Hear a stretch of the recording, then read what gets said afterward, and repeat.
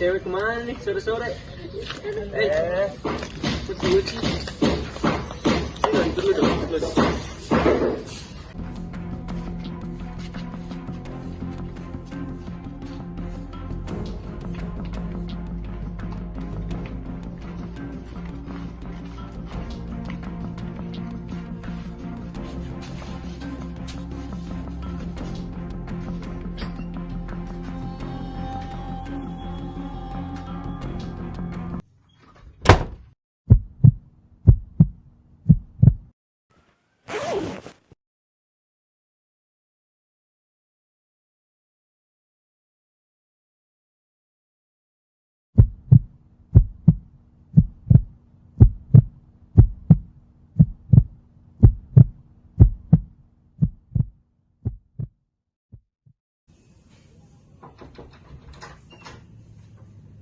Aman, aman. Enjoy. Minum. Apa-apa.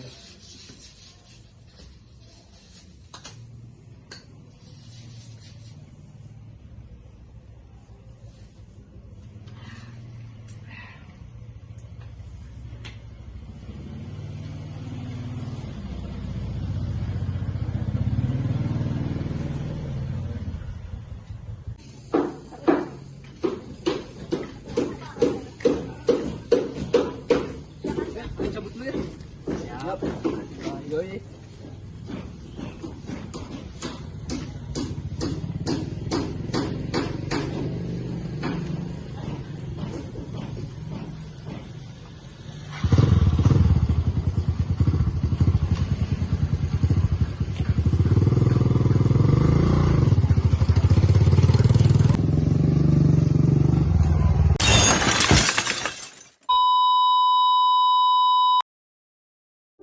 Penyalahgunaan minuman keras, kekerasan, pembunuhan, bahkan ugal-ugalan. Semuanya tanpa sadar menghantui kita. Setiap saat, bahkan setiap detik. Entah akan terjadi kepada siapa, entah akan menjadi apa, pelaku atau korban. Halo semuanya, kita sudah lihat bersama bukan video tadi? Satupun di antara kita tak akan ada yang menyangka di kemudian hari akan menjadi korban atau pelaku, baik sadar maupun tidak. Seperti video tersebut sebagai salah satu bukti dari pelanggaran beberapa tatanan hukum yang telah ada di Indonesia.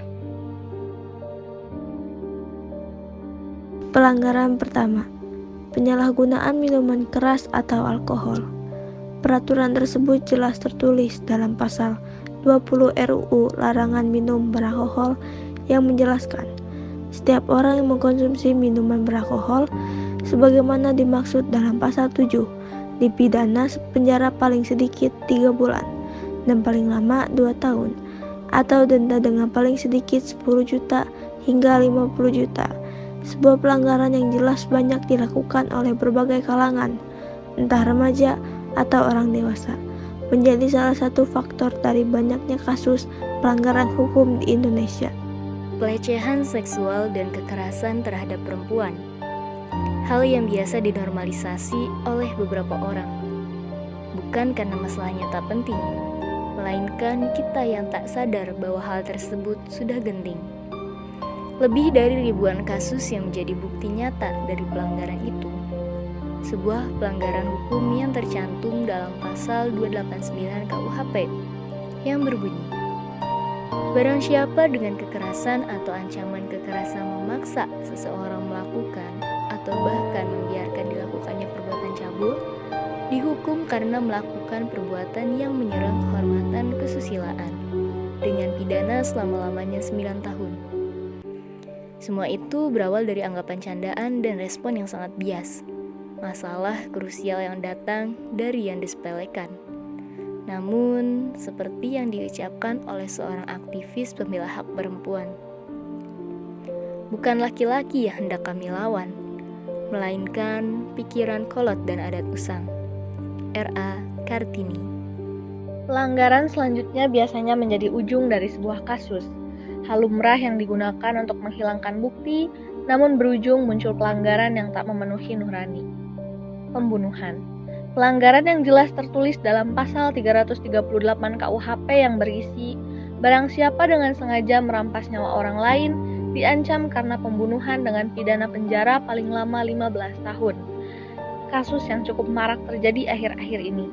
Entah sengaja atau tidak, entah sadar atau tidak, tak pandang bulu untuk pelaku dan korban, berbagai kalangan, institusi, usia, bahkan ikatan. Dan pelanggaran terakhir, pelanggaran yang mungkin orang anggap sepele namun membahayakan, baik untuk pribadi maupun orang lain. Tanpa disadari, pelanggaran ini mungkin pernah dilakukan bahkan sering, yaitu ugal-ugalan di jalan. Seperti yang tercantum pada pasal 106 ayat 4 huruf G Undang-Undang Nomor 22 Tahun 2009 tentang lalu lintas dan angkutan jalan, yaitu UU LLAJ, yang mengatakan setiap orang yang mengemudikan kendaraan bermotor di jalan wajib mematuhi ketentuan kecepatan maksimal dan minimal. Dan pasal 287 ayat 5 UU LLAJ yang mengatakan setiap orang yang mengemudikan kendaraan bermotor di jalan yang melanggar aturan batas kecepatan paling tinggi atau paling rendah sebagaimana dimaksud dalam pasal 106 ayat 4 huruf G atau pasal 115 huruf A dipidana dengan pidana kurungan paling lama 2 bulan atau denda paling banyak sebesar Rp500.000. Kita tidak sadar sekecil atau sebesar apapun bentuk kejahatan tetap kejahatan. Sudah saatnya kita sadar untuk memulai semuanya dari hal kecil, sadar akan diri sendiri dan orang lain. Kita adalah manusia bebas melakukan dan menjadi apapun yang diinginkan, kapanpun dan dimanapun. Jika mereka lantar dan tidak bisa diam, jangan turut diam. Sudah saatnya kita letakkan, jangan jadi penjahat. Saatnya kita letakkan stop kekerasan terhadap perempuan, stop meragukan hidup orang lain, dan stop melanggar hukum.